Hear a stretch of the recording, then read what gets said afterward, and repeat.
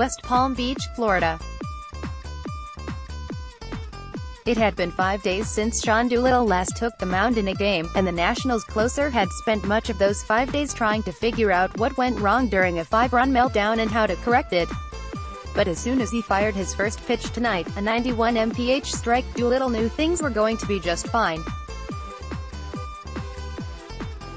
"It's not quite where I want it to be, but that was definite improvement over last time," he said after tossing a scoreless ninth to cap off the Nationals' 7-1 victory over the Cardinals. "I haven't had a chance to look at the numbers yet. I just felt cleaner. I felt like I had my legs underneath me much better, and my mechanics are starting to sync up. I'm super encouraged by that, especially after last outing."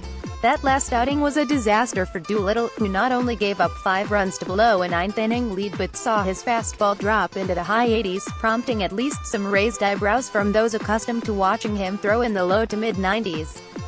Doolittle, though, watched some video and saw something he felt could be fixed. Warning, here's his technical explanation: "I was sinking too far into my backside, so I was super spread out by the time my front foot landed and I couldn't get the extension. I couldn't get over my front side, so the left-hander went out to the bullpen mound over the last few days and made the necessary tweaks. And that left him feeling confident enough to try to put it into practice in tonight's game. The results were positive. Though he allowed 2 singles, 1 on a changeup, he retired the other 3 batters he faced with little trouble. His fastball registered 91 to 93 miles per hour, and he was able to use it effectively up in the zone. Sean, he knows who he is," manager Davey Martinez said. "I know he's trying to throw more breaking pitches, but when push comes to shove he's a guy that throws elevated fastballs. He knows that, and he did that today." Doolittle isn't going to declare himself completely fixed just yet, but he was encouraged by the steps he took tonight. Steps he realized he needed to take after an admittedly ugly performance the last time he pitched.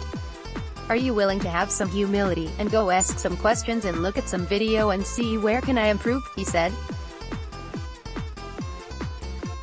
"What are you doing? What am I not doing? It's not always fun, because sometimes it means you take some lumps and you have to look in the mirror. But I enjoy the process of constantly trying to get better." Jeremy Hellickson hasn't needed to make many major tweaks this spring, because things have gone swimmingly from day one. He wrapped up his Grapefruit League slate with 5 scoreless innings tonight, scattering 4 hits and 3 whacks while striking out 6. In 5 starts this spring, Hellickson gave up a total of 2 earned runs over 19 innings. It was a welcome 6 weeks for the veteran right-hander, who, after signing late a year ago, had to rush his way into the Nationals' April plans. "He's got a wind behind him," Martinez said. "He was huffing and puffing first couple games we had him out there last year. This year he's worked really hard this spring on his conditioning. He's a good athlete. I told him, I never seen you get hurt like you did last year. This freaky stuff, strained hamstring covering first base, sprained wrist covering the plate." He admitted not having those extra couple weeks of spring training hurt him. "He's in a good place right now." Hellickson does face a potentially awkward situation over the next week, though. His next turn to pitch would come either Tuesday or Wednesday, when the Nationals are back home, but off in advance of opening day. His regular season debut won't come until April 3rd at the earliest, and possibly later if the team decides to pitch Max Scherzer and Steven Strasburg on a regular, 5-day schedule instead of giving them extra days off. The Nationals haven't finalized plans yet, but Hellickson may stay back in Florida and pitch against minor leaguers early next week before flying to D.C. in time to join the rest of the team on opening day. "I'd like to get 6 innings in a real game," he said, "whether it's a minor league game or not." One other possibility, the Nationals could use Hellickson as an extra arm out of the bullpen for the season's first week, pushing back his starting debut until they actually need a no. 5 starter